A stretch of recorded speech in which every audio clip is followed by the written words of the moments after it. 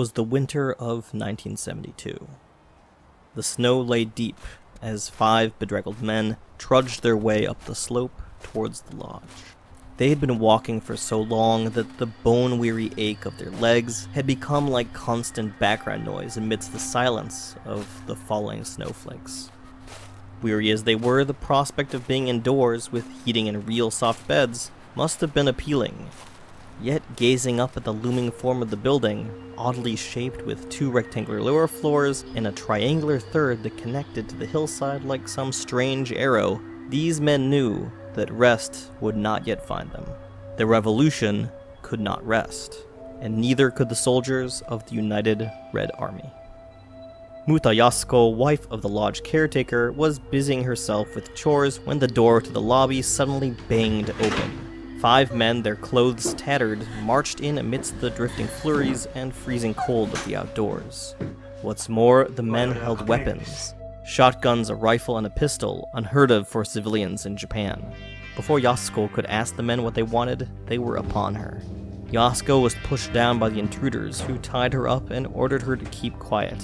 Their stench was alarming, but she hardly noticed it amidst the sudden shock of the intrusion upon her daily life.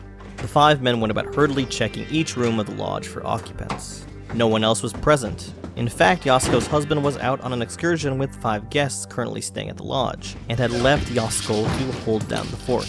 He would not return for some time.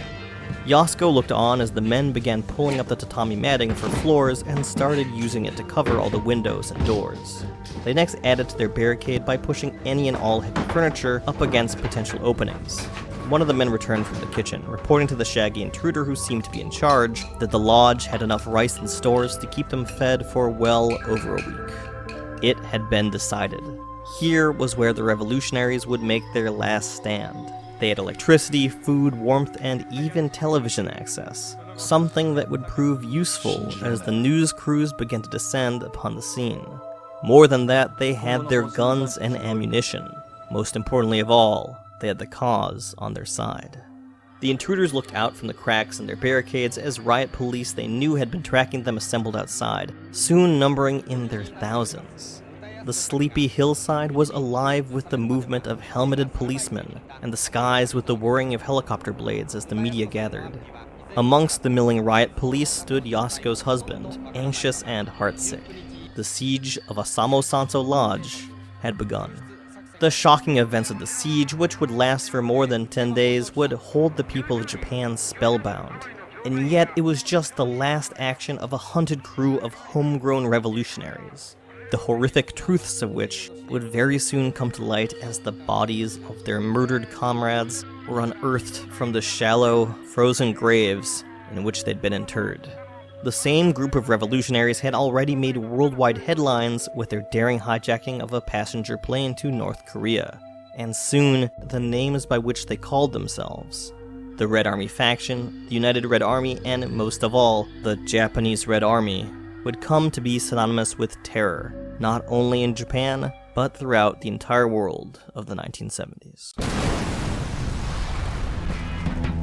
皆様、重信久子という女性をご存知でしょうか。パリ空港事件の黒幕ではないかと言われています。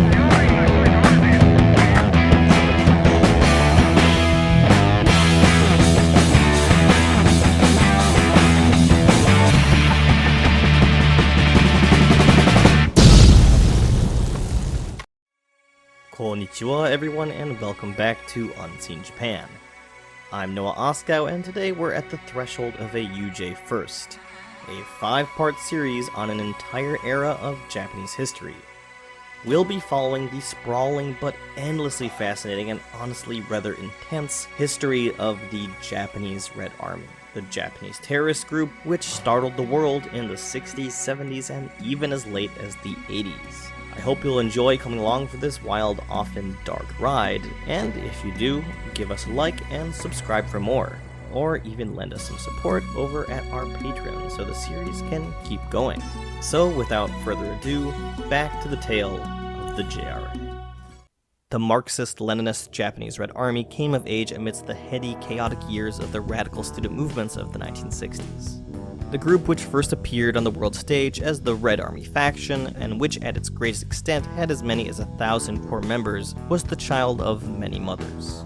Born from the near constant splintering that occurred within student leftist groups over disagreements regarding communist doctrine and what defined the right sort of revolutionary action. There are many things about the Japanese Red Army and the history of the Japanese leftist student movements that might surprise the modern observer. That Japan, now known for the intense political apathy of its citizens, and particularly among the young, once had a youth culture that was so passionate and motivated by progressive ideals that it mobilized hundreds of thousands of people to take to the streets, to occupy college campuses and storm government buildings, and to do battle with thousands of armored riot police. It can seem almost incredible. That the most extreme elements of this massive cultural movement also gave birth to a Japanese terrorist organization that would go on to commit heinous murder, carry out politically motivated massacres, take hundreds of hostages, and embarrass the governments of whole nations can seem even more unbelievable. The demonym Japanese has been about as far from synonymous with terror for decades now as that of any people on Earth.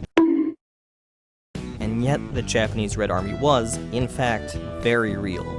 And the terror all began in the form of the Red Army faction. The origins of the student movements of the 1950s and 60s are found in the dramatic changes that occurred within Japanese society following the downfall of Imperial Japan at the end of World War II. The American occupation forces, headed by General Douglas MacArthur, set about democratizing Japan from almost the moment MacArthur's plane alighted at Atsugi Air Base in August of 1945. Japan, devastated both economically and morally by the war, was to be reshaped from what was essentially a military dictatorship, one with a culture centered around emperor worship and the state-sponsored Shinto religion, to one that was a functioning democracy, where human rights were enshrined and where the people would be free to organize and alter their society as they saw fit. Government of and for the people, not of and for the emperor. To this end, the Civil Rights Directive of October 4th, 1945, guaranteed the rights of freedom of speech, assembly, political activity, and religion. When Japanese lawmakers proved too reticent to write a constitution that reflected these ideals, MacArthur pushed through one of his own staff's design. Well, I never thought we could do it. Once I heard him say he wants it by the end of the week. I was thinking in terms of a month or 6 weeks. This was the opportunity that many people would really give their right arms for. No one had any constitutional expertise. The most remarkable aspect of which is the famed Article 9. The article in question uniquely forbids Japan from possessing offensive military capabilities. Amazingly, a large subsection of the Japanese population took to these forced changes, excited by the new freedoms offered them. Freedom was also something gained by those political prisoners who had long languished in imperial Japanese jails. Despite protests from Japanese officials, MacArthur freed all those whom the imperial government had considered ideologically dangerous. Japan's most influential leftist thinkers and activists were able to breathe the free air again for the first time in years. While MacArthur's occupational government shifted course from the onset of the Cold War, favoring setting up Japan as the bastion against communism, rather than a paragon of true democracy, the fuse had already been lit. Those who had become enamored with the new freedoms of the post-war years would now often be willing to fight for their rights to independence and to exercise political power. The Japanese Communist Party, which remains the largest non-ruling communist party in Asia, began to flourish as it never could have while outlawed by the previous regime, going from a pre-war membership of less than 1,000 to 150,000 by 1950.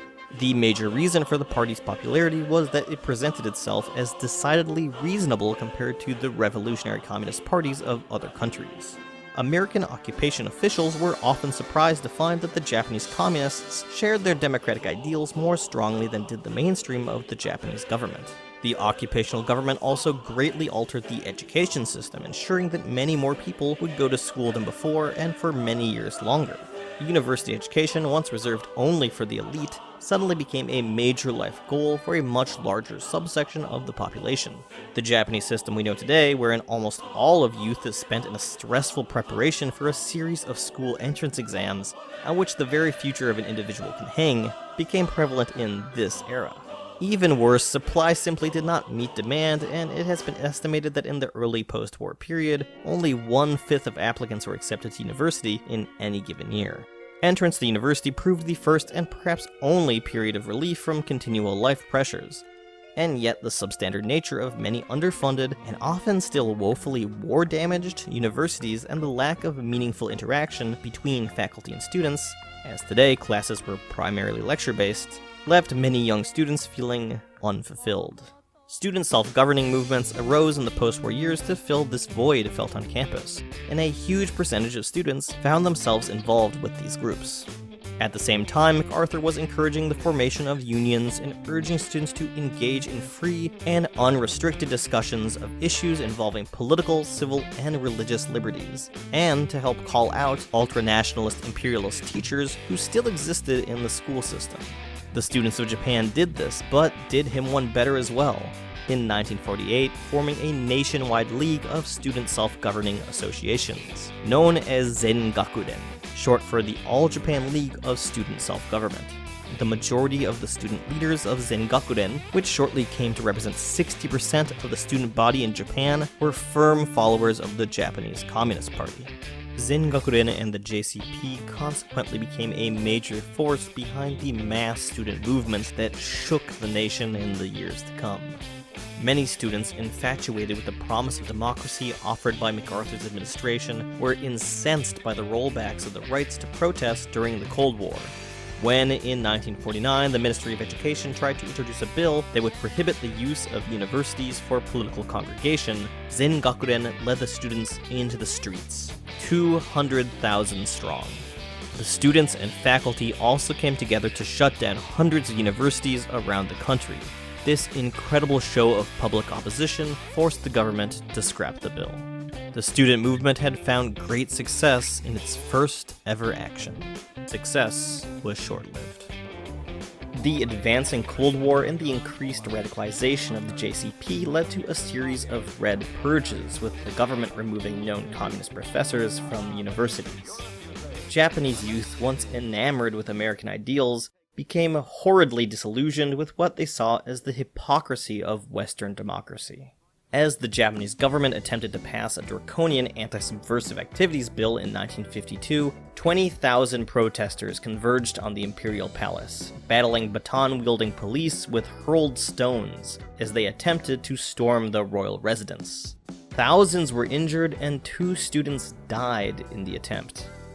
The battle lines had been drawn, and the image of masked protesters armed with staves or even Molotov cocktails facing off against armored police would become an increasingly common one. The next decade and a half bore witness to incredible civic struggles as tens of thousands of impassioned youth faced off against police time and again over issues ranging from the Vietnam War to the controversial United States-Japan Joint Security Treaty, known as the AMPO Treaty, and the continued presence of American military bases throughout Japan. Students staged sit-ins on campuses across the country, shutting down education to such an extent that one year both matriculations and the acceptance of new students was called off entirely.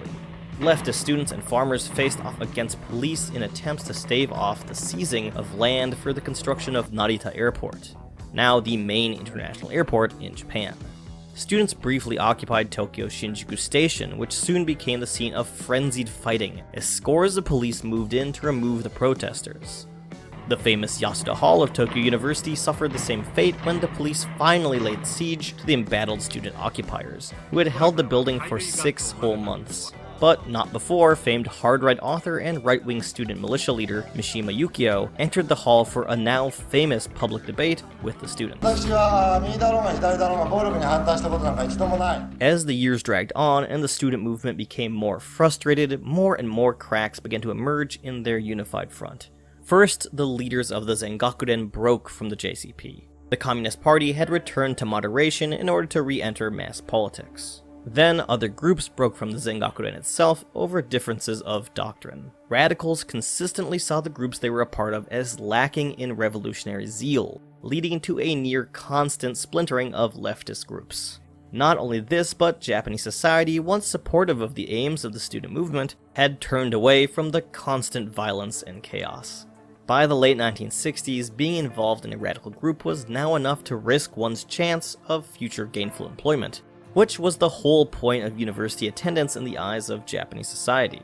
This left only those who were willing to fully reject a place in that society within an ever-shrinking movement.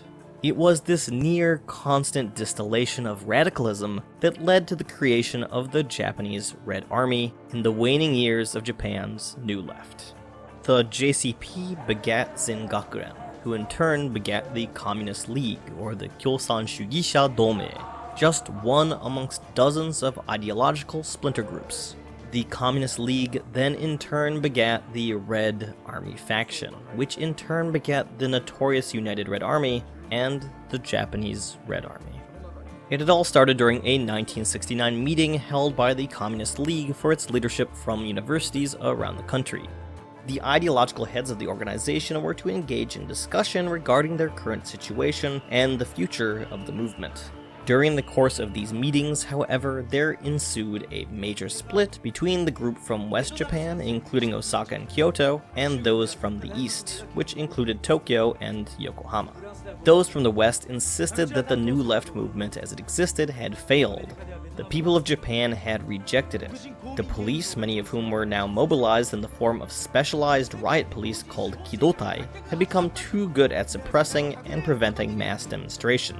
From now on, it was time to try markedly more violent tactics to help spur on a true world revolution, as envisioned by the now long dead Leon Trotsky. A revolutionary army would have to be raised, which would rise up in armed revolt with guns and bombs. The East Japan group balked at this and purged the more violent-oriented West Japan leadership from its organization. These purged aspects of the organization would later take a new name for themselves, the Red Army faction, or in Japanese, the Sekigunha. The leader and ideological master of the newly minted Red Army faction was one Shiomi Takaya, an avowed Trotskyite for whom violent international revolution was the goal. In Shiomi's eyes, any attempt at coexistence with the imperialist West, as was then being professed by Soviet Premier Khrushchev following his shocking repudiation of Stalinism, were a corruption of true Marxism. World revolution required unflinching action. Imperialism needed to be purged from the world, and Japan was the place to start. If they joined hands with other revolutionary forces in Cuba, Palestine, Korea, and Vietnam, soon the entire world might glow red. It was exactly this call for direct action that attracted people to the Red Army faction. As the name implied, joining the organization meant more than mere theorizing, demonstrating, debating over doctrine, or verbal posturing. It meant joining a battle for world revolution. Hundreds of youth from around Japan who hungered to actually fight for their ideals purchased red helmets and painted the kanji Sekigun for Red Army across them. They had now joined in the united global struggle. But that struggle first took the form of internecine battles with their parent organization, the Communist League. Hostages were taken and headquarters stormed. One Red Army soldier died after he slipped and fell from a high window while escaping being held hostage at the League headquarters at Nihon University. Death had become a part of the Red Army mythos from its very first days. Next, the Red Army faction planned a series of small attacks against the police around the country. These actions, planned following talks with the radical US-based Students for a Democratic Society, were, in the usual grandiose language of Shiomi, called wars. The Tokyo War, the Osaka War, and so on. In reality, these amounted to mere skirmishes, as the police actively raided Red Army hideouts and prevented them from carrying out their larger plans. But larger plans they did indeed have. Shiomi and his lieutenants hatched one plan to raid the Prime Minister's residence, hoping to take the country's leader hostage in order to halt the planned meeting with President Nixon for the finalizing of the return of Okinawa to Japan. The continued presence of the American military in Okinawa after the handover incensed the radicals. A training camp for as many soldiers as would join was set up in anticipation of this daring action, and the setting of the remote mountains of the Daibosatsu Pass in Yamanashi Prefecture was decided upon. Dozens of volunteers converged on the inn at the Daibosatsu Pass, where they engaged in training on how to build peace bombs. These were incendiary devices invented by a Red Army research team made up of chemistry, physics, and medical students that used dynamite packed with pachinko balls, and a fuse stuffed into the metal containers used by Peace brand cigarettes. The progress of the training camp, however, was rudely interrupted in the early morning of November 4th, 1970, as 300 police armed with billy clubs and riot shields descended on the sleeping activists. 53 radicals whose ages ranged from 15 to 26 were arrested, and knives, pipe bombs, and the plans for the assault on Prime Minister Sato's residence were all discovered at the scene. While Shiomi himself was not among those captured, he was found and arrested shortly thereafter. He would never have full control of his movement again. A major blow had been dealt. Ironically, the discovered materials revealed that the Red Army faction had functioned on a hierarchical structure that was anything but revolutionary. Those from the most elite universities, such as Tokyo or Meiji, were selected for the highest levels of authority. Secondary authority went to those from major public universities, with the next level being local establishments.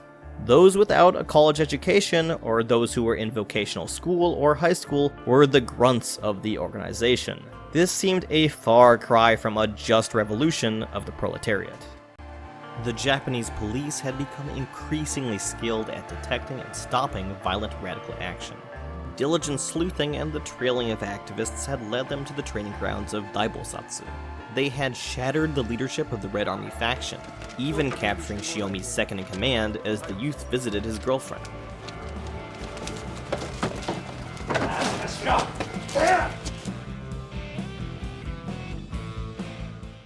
The rudderless organization, which had once held debates and made announcements in public auditoriums, watched over by hundreds of police, had no choice but to go underground. They now engaged in much more secretive activity. This was often carried out by individual cells which received their marching orders from a complex network of timed calls to public phones, and messages passed between activists' girlfriends who held quiet meetings at public cafes. The new and untested leadership of the Red Army faction now knew they needed to do something impactful for the revolution. First, however, funds would be needed. The Red Army sent forth members to carry out brazen, well-planned bank robberies. Fleeing to train stations and switching between multiple lines, the robbers would disappear into hideouts in the vastness of Tokyo with their ill-gotten funds. Later, when the police were seen to be getting too close to discovering any individual hideout, the Red Army would close out their rental agreements, leaving behind pristine apartments whose landlords would never suspect that their tenants had been dangerous revolutionaries. Shiomi and others in prison actually looked down on these robberies. They saw the theft of money from normal people as counter-revolutionary, and yet the police pressure that had pushed the group underground also ensured that they no longer had the means of sitting around and discussing such questions of doctrine. All that these isolated cells had were orders and action, and the most stunning of these actions lay directly before them. It happened just as the plane was soaring into the skies above Mount Fuji. It was March 30th, 1970, and the regularly scheduled JAL flight between Tokyo and Fukuoka had just recently reached cruising altitude. The seatbelt signs had just blinked off, and stewardesses began to walk down the aisle offering oshibori moist towelettes to the passengers. Just as this all occurred, 9 business suit-clad young men sitting towards the front and back of the cabin picked up their long, tubular carry-ons from beneath their seats. These tubes, like those used to carry fishing rods, contained something much more dangerous. They suddenly pulled out samurai swords and pipe bombs from their baggage as their leader yelled out to the assembled passengers, "Raise your hands! We're going to North Korea." Thus began Japan's first ever hijacking of a commercial flight. Amongst the 5 hijackers was one Wakabayashi Moriaki, original bassist for the psychedelic rock band Les Raíces des Nues. If I'm mispronouncing the name of this band, that's okay, because Raíces is not a real French word. Les Raíces was formed by Doshinsha University student Mizutani Takashi, himself a radical and a French literature and sociology major. The band, obscure when the hijacking occurred, has since gained an ever-increasing sort of cult fame, in no small part because of Wakabayashi's participation in the hijacking. 4 of these Red Army faction soldiers stormed into the cockpit and, pointing their swords at the pilot and co-pilot, demanded to be taken to North Korea. They promised that the 154 passengers on board the flight would have their safety guaranteed, so long as the pilot acquiesced. That pilot in question, named Ishida Shinji, a former officer in the Imperial Army, weighed his decision. The lives of so many depended on what he did now. Using some quick thinking, he insisted that the plane did not have enough fuel to reach North Korea. Rather, it would have to land as scheduled in Fukuoka and refuel.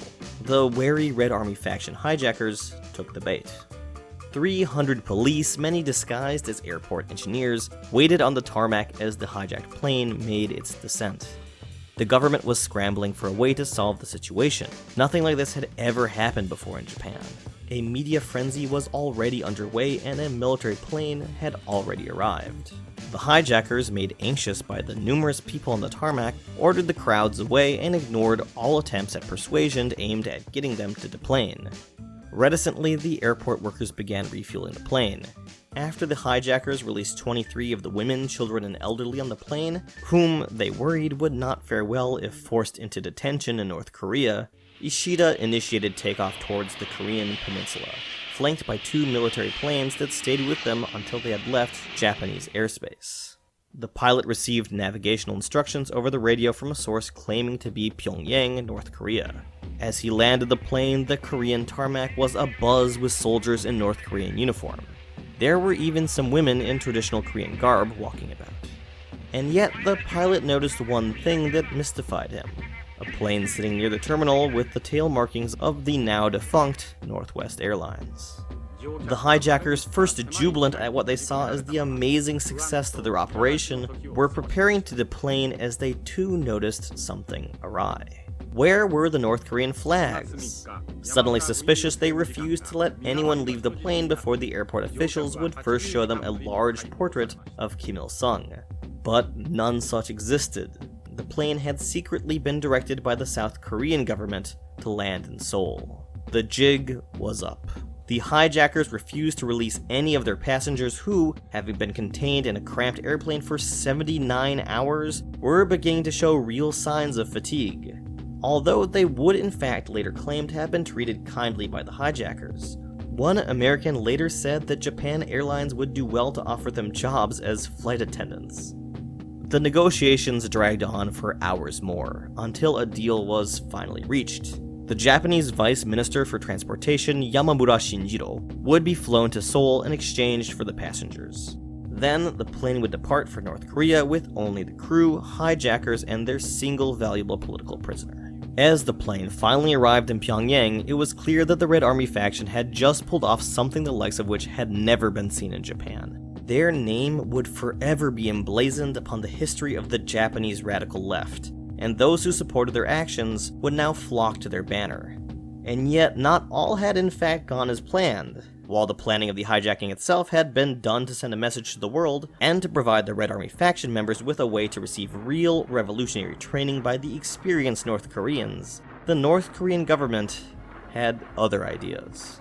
While the crew of the plane and Vice Minister Yamamura would soon be released back to Japan, the 9 Red Army faction members would not see Japan again for many decades. In fact, some would never see it again at all.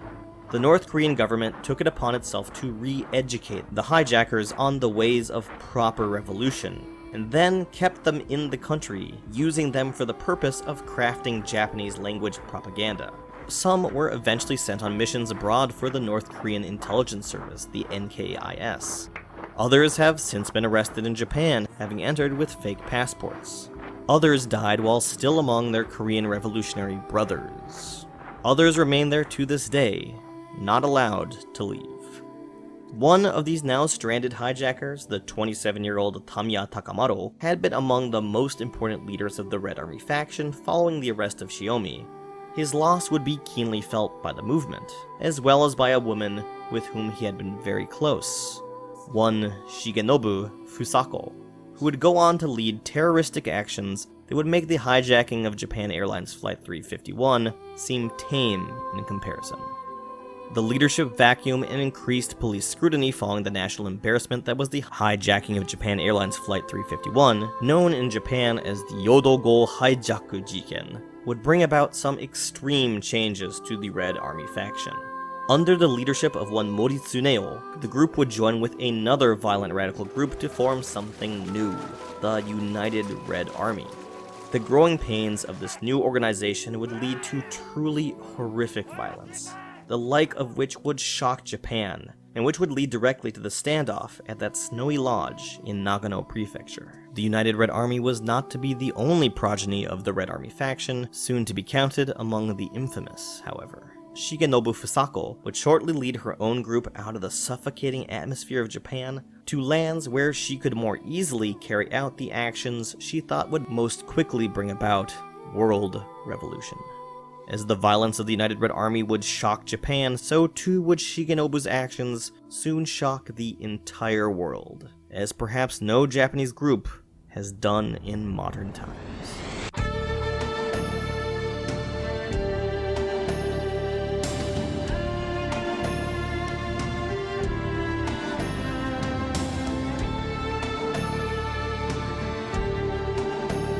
Alright, Mina, hope you enjoyed this first chapter of this extreme piece of Japanese and eventually world history. We'll be back again soon with the next video in the series, as well as more UJ content not focused on the infamous JRA.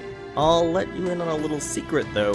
If you can't wait to get more of this story, my whole 5-part article series on the JRA can be found on our website, unseenjapan.com, where you can read ahead to find out more about what happens. Some of the articles in the series are currently Patreon exclusives, however, which brings me to our honored patrons, without whom the website and this channel couldn't exist. Today we're actually starting a new tradition, answering one patron question per UJ video. Today's question comes from Milena, who asks, what's the stereotype about Japan you want to disappear? Honestly, Milena, there's quite a few, but I'd say that the most harmful stereotype that we here at UJ like to combat is the idea that Japan is a completely homogeneous monolith. Japan is more ethnically homogeneous than many countries, but there's so much variety of opinion, dialect, style, belief, heritage, and attitude throughout the archipelago. And that's without getting into the numerous minority groups of Japan, many of whom we've already covered on this channel, like the Ainu, Okinawans, Brazilian Japanese, and those we've yet to properly discuss, including the Zainichi Koreans, the major Chinese population, the former Burakumin underclass, and so many more. Japan, like any country on Earth, is more than one thing, something which was even clearer before the Meiji Restoration and the purposeful centralization and national identity creation policies which came with it. And these are topics we'll be continuing to cover here at Unseen Japan. Hope that was a meaningful answer, Milena. And for anyone else who'd like to support us or get a question answered in a future video or even in a full AMA video, we'd be honored if you join our Patreon too. Anyway, I look forward to seeing you all again next time. Mata ne. The group would join with another the Jupe would groan